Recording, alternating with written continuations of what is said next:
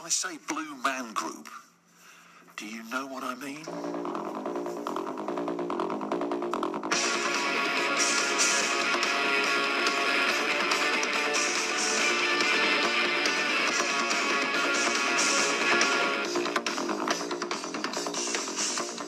A performance group. I've seen them in London a couple of times. People painted blue.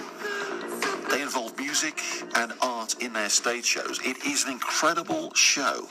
And the big news is the Blue Man Group are heading to Birmingham in December. It's the only UK stop on what is a global tour, which sees them heading to places like Milan and Vienna. David Bray is the director of the Blue Man Group World Tour. David, how are you? I'm very well, thank you. How are you? I'm very good. I've seen them twice in London. It is an incredible stage show. Yeah, it is. I mean, we're thrilled to be coming back to the UK and that Birmingham is going to be hosting us for the first stop in what is our second year of the World Tour now. Are they still doing the thing with the tissue? You know, that was the show in London that you saw. You know, we have, there's 5 shows in the States. There's been a show running in Berlin for over 10 years now. Yeah. We've got the World Tour. I can say there isn't that exact element because this is a new, refreshed, updated version of the show. It's the latest version that we have that's out there at the moment. So there are many other things that are big surprises at the end of the show, though. How many people have seen Blue Man Group now? Do you know? You know, I think it's over 35 million, something ridiculous like that. I can't really. It's been running for many years, you know, and in so many cities. And we've had national tours in the States and been down to South America, and yeah, it's a lot. Now, how did the idea come about? Whose idea was it? Was it yours initially? It wasn't mine, no, unfortunately.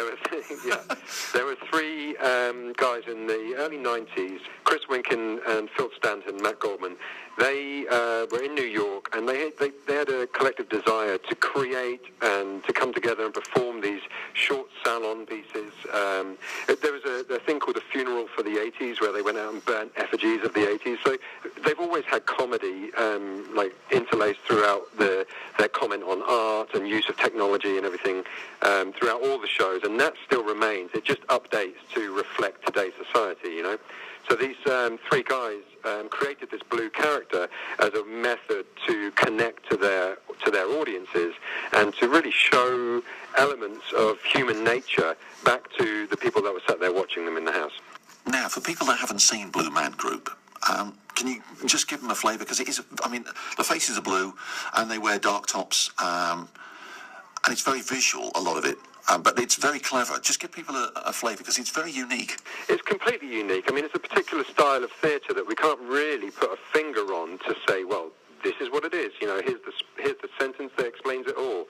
And I've been doing this a long time, and I still haven't managed to nail that one explanation. You've got live music, which is phenomenal.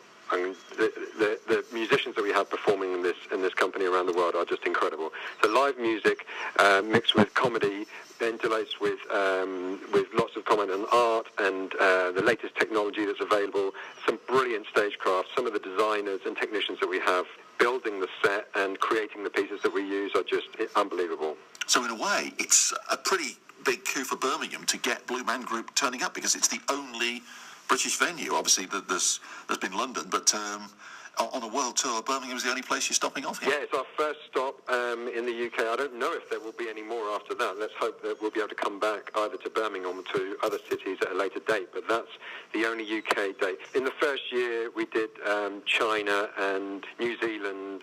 We're going back to Zurich, Milan, and all over Europe for year 2. So we're really excited, actually. Birmingham is such a diverse cultural centre, and it's a perfect match for what Blue Man Group's all about, really.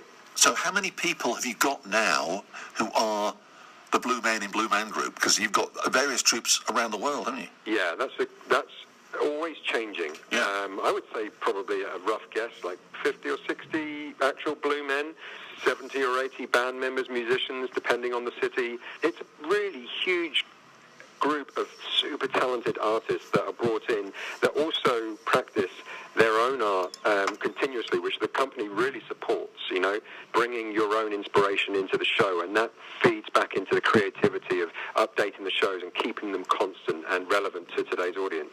And the good thing is the performers can retain their anonymity, can't they? Because nobody knows who they are. No, they don't. Yeah, exactly. I mean, that's one of the. I guess that's one of the bonuses. Blue Man doesn't speak on stage. They use, like we said, you said that they use music. They turn everyday mundane objects into something fantastic and create art and create music out of these things, and then share them with the audience, and in turn invite the audience to participate in the show. So they do communicate in another way. You know, in a city like Birmingham, for example, which is multicultural, and there's all sorts of different walks of life. The Blue Man Group fits perfectly into that. There's no prejudice, there's no ageism, there's no racism, there's nothing. It brings everybody together to celebrate something, which is, I think, maybe a little lacking in today's society, which is really about human connection. Yeah, well, it started 1991, so we're over 25 years of Blue Man Group now. That's true, but those themes still ring very true. They're still valid today, still even more so, I'd say. It's heading to Birmingham in December. Blue Man Group, David Bray's the director for the world tour. David, thanks for talking to us. Appreciate it.